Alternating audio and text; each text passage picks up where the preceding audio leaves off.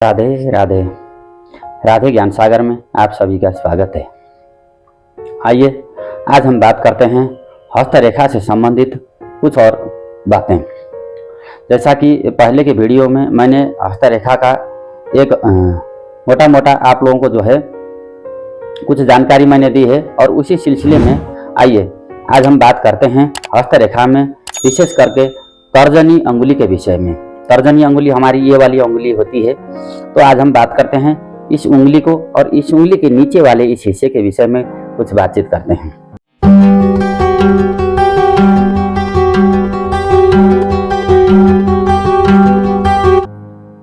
ये जो तर्जनी उंगली होती है, यह उंगली बृहस्पति की अंगुली मानी जाती है, और इसको गुरु अंगुली या फिर इसके नीचे का जो क्षेत्र है, यहाँ पर ये जो क्षेत्र है, इस क्षेत्र को बृहस्पति क्षेत्र अथवा बृहस्पति पर्वत के नाम से भी जाना जाता है।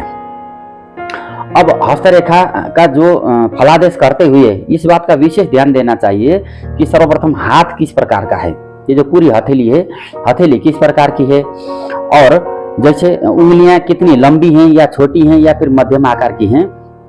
और खास करके उनके नीचे का जो क्षेत्र है वो कितना दबा हुआ है या फिर कितना उठा हुआ है, और वहाँ पर किस किस प्रकार के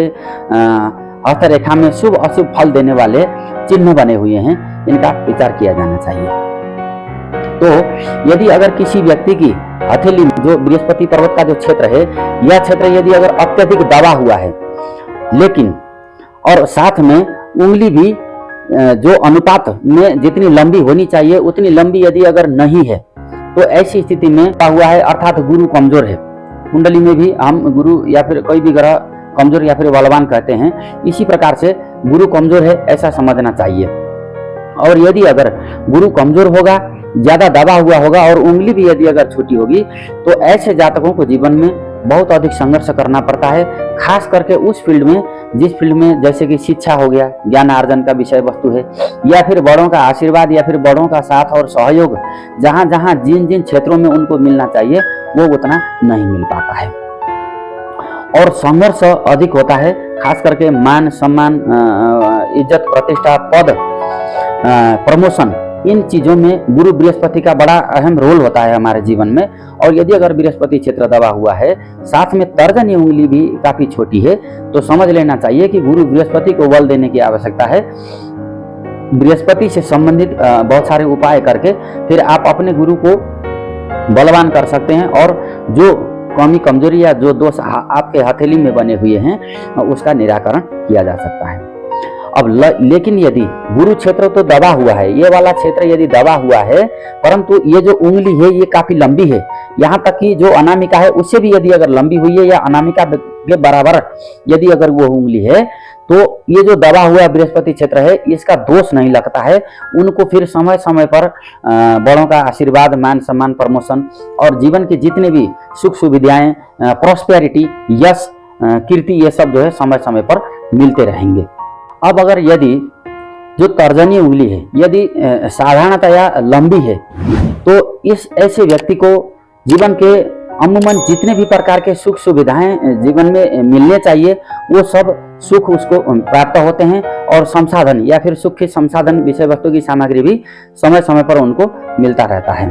और खास करके ऐसे जो लोग होते हैं जिनकी तर्जनी अधिक लंबी है या अनामिका या फिर उससे भी ज्यादा लंबी है, तो ऐसे लोग जो है बाकी दूसरे लोगों के ऊपर शासन करने वाले, अच्छा शासन करने वाले, ऐसा नहीं है कि उनको दबाते हों, अच्छा शासन करने वाले, नेतृत्व कला में निपुण और जल्दी ही संसार में ख्याति प्राप्त करने वाले होते हैं।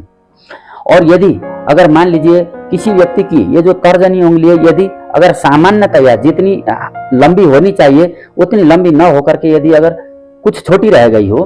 तो ऐसे व्यक्ति कि जीवन में जितने भी जैसे ऐसे लोगों को जिम्मेदारियां मिलती हैं या फिर कोई दायित्व उनको मिला या फिर कोई टास्क मिला, तो उसको पूरा करने में वो हमेशा असफल रहते हैं। खास करके ऐसे लोगों के जितने भी कार्य होते हैं वो समय पर पूरा नहीं होते हैं, हमेशा डिले या फिर विलंब का सामना करना पड़ता है, और उसका कारण वो खुद होते हैं। अब अगर मान लीजिए किसी का शुक्र पर्वत उन्नत है,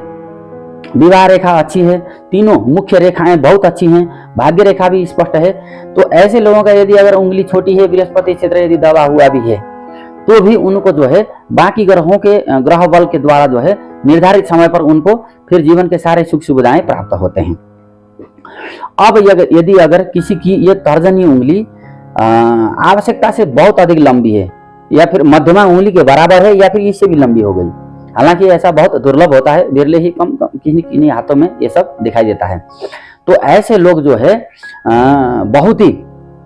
तानाशाही प्रवृत्ति के, बहुत ज्यादा गुस्से में रहने वाले, गुस्सा ज्यादा करेंगे, अचानक वाला गुस्सा करेंगे और ये हमेशा दूसरों को दबाने की सोचेंगे, दूसरों के ऊपर बलपूर्वक अधिकार जमाने की ऐसे लोगों की प्रवृत्ति हमेशा रहती है। और हमेशा किसी न किसी बात के ऊपर दूसरों को नीचा दिखाने की इनकी प्रवृत्ति कभी चाहती नहीं है। ऐसे लोगों को इन सब चीजों से बचना चाहिए और नियमित भगवान का दर्शन करना चाहिए, मंदिर जाना चाहिए और किन्हीं को अपना गुरु मान करके उनका आशीर्वाद और उनके साथ प्रेमपूर्ण वातावरण जीवन में समय समय पर चलता रहे, उनका आशीर्वाद मिलता रहे, तो यह उनके लिए बहुत अच्छा होता है। यदि अगर मान लीजिए किसी की तर्जनी उंगली, अब जैसे बहुत लंबे की भी बात किया हमने, और यदि अगर मान लीजिए किसी की तर्जनी उंगली यदि अगर इस मध्यमा उंगली के बराबर लंबी है, जैसे ये मध्यमा उंगली है, इसकी यदि अगर बराबर लंबी है, तो ऐसे जातक जो है अत्यंत महत्वाकांक्षी होते हैं। इनको जीवन में साम दाम दंड भेद, जीवन में जिस किसी भी रीति से हो, अपने जो स्वार्थ का विषय वस्तु है या फिर जो इनको जीवन में चाहिए या कई ऐसे सिद्धांत ये अपने जीवन के लिए बनाए होते हैं, उन सिद्धांतों के साथ कभी ये समझौता भी नहीं करते हैं और इनको हर जगह मान सम्मान बहुत प्रिय रहा। यदि अगर मान लीजिए किसी व्यक्ति की तर्जनी उंगली ये अनामिका, ये जो रिंग फिंगर है, ये अनामिका के बराबर यदि अगर लंबी है, तो ऐसे व्यक्ति धन मान सम्मान हर क्षेत्र में बहुत ही बैलेंसिंग तरीके से, संतुलित तरीके से जीवन में उनको निर्धारित समय से सब कुछ प्राप्त भी होता है और वो दूसरों के लिए भी बहुत अच्छे होते हैं, खुद के लिए भी बहुत अच्छे होते हैं, या यूं कहें कि एक परफेक्ट व्यक्ति के रूप में ऐसे लोग जाने जाते हैं। और ऐसे लोगों को धन मान उन्नति की चाहना भी बराबर रहती है और उनको समय समय पर ये सब चीजें मिलती भी रहती है। अब हम बात करते हैं, यदि अगर तर्जनी में जैसे कि ये जो बीच वाले पर्व हैं, एक पहला ऊपर वाला पर्व, बीच वाला और नीचे वाला पर्व और ये गुरु पर्व, तो इन तीनों पर्वों में यदि अगर इस तरह की खड़ी रेखाएं बीच बीच में स्पष्ट सीधे दो तीन सभी पर्वों में खड़ी रेखाएं हैं,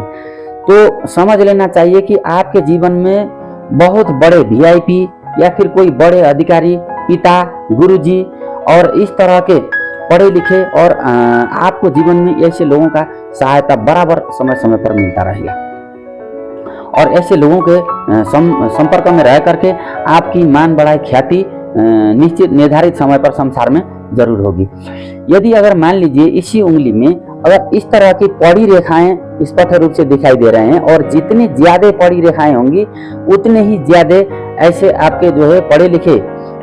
काफी इंटेलिजेंट और ऐसे गुप्त शत्रु होंगे जो आपको आपके ज्ञान, मान, सम्मान, प्रमोशन या फिर आपकी उपलब्धियों के ऊपर जो है बाधा डालने की कोशिश जरूर करेंगे, वो आपके शत्रु होते हैं। तो ये अगर जितने ज्यादा पड़ी रेखाएं होंगी उतने अधिक शत्रु समझ लेना चाहिए और जितने ज्यादा खड़ी रेखाएं होंगी उतने अधिक मित्र समझ लेना चाहिए। और गुरु का उंगली होने के चलते मित्र होंगे या फिर शत्रु होंगे, वो निश्चित रूप से आपके जीवन में आप ही की तरह जो है विद्वान और इंटेलिजेंट बंदे होंगे। तो इसलिए विद्वान शत्रु से भी उतना ही ज्यादा बच करके चलना चाहिए और विद्वान मित्रों का भी अधिक से अधिक मात्रा में फायदा उठा लेना चाहिए। अब हम बात करते हैं, यदि अगर किसी का गुरु पर्वत क्षेत्र अत्यधिक दबा हुआ है और गुरु जो हृदय रेखा है ये भी गुरु क्षेत्र तक नहीं पहुंचा हुआ है, या फिर यहाँ किसी प्रकार के जैसे कोई मछली का साइन यदि अगर बना हुआ है या फिर यहाँ पर त्रिशूल बना हुआ है, तो समझ लेना चाहिए कि ऐसे व्यक्ति को बाहर किसी विदेश की यात्रा का भी संभावना अत्यधिक होती है। उनको विदेश में जाकर के बढ़िया मान सम्मान और धन कमाने का योग भी लग सकता है, खास करके मछली का या फिर जो है त्रिशूल का चिन्ह या फिर त्रिभुज का चिन्ह बना हुआ होगा। तो ऐसे लोगों को निश्चित रूप से जो है यहाँ भी बड़ा अच्छा सम्मान मिलेगा और ऐसे लोगों को बाहर जाने का भी अच्छा मौका मिलता है। हालांकि विदेश गमन के लिए चंद्र क्षेत्र को भी देखा जाना चाहिए। चंद्र क्षेत्र और चंद्र रेखाएं यदि अगर वहां पर स्पष्ट रूप से बन रही हैं तो ही ऐसे मामले में विदेश जाकर के ज्यादा उन्नति होगी, नहीं तो स्वदेश में ही ऐसे लोगों को अधिक उन्नति होती है। हाँ, लेकिन एक चीज है, यदि अगर यहाँ पर क्रॉस का कोई चिन्ह बना हुआ है, क्रॉस का चिन्ह बना हुआ हो ना, यह अशुभ माना जाता है। या फिर यह कोई दीप डेल्टा बन गया, या फिर कोई वृत्त बन गया,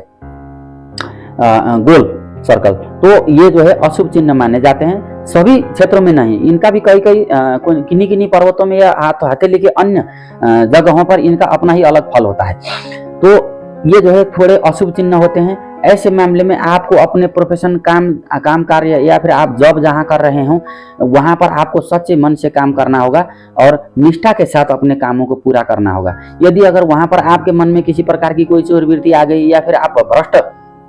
भ्रष्टाचार के विषय में सोचेंगे, या फिर हो सकता है कि कोई ऐसा कार्य जिसके चलते बाद में आपको कलंक या फिर अपयश का सामना करना पड़े, तो ये उसके साइन होते हैं। ऐसे लोगों को हमेशा अच्छे कार्यों को करते रहना चाहिए, कहीं से भी कोई भी ऐसा कार्य नहीं करना चाहिए जिससे कि बाद में जाकर के उनके जीवन में कोई कलंक या अपयश लेना पड़े।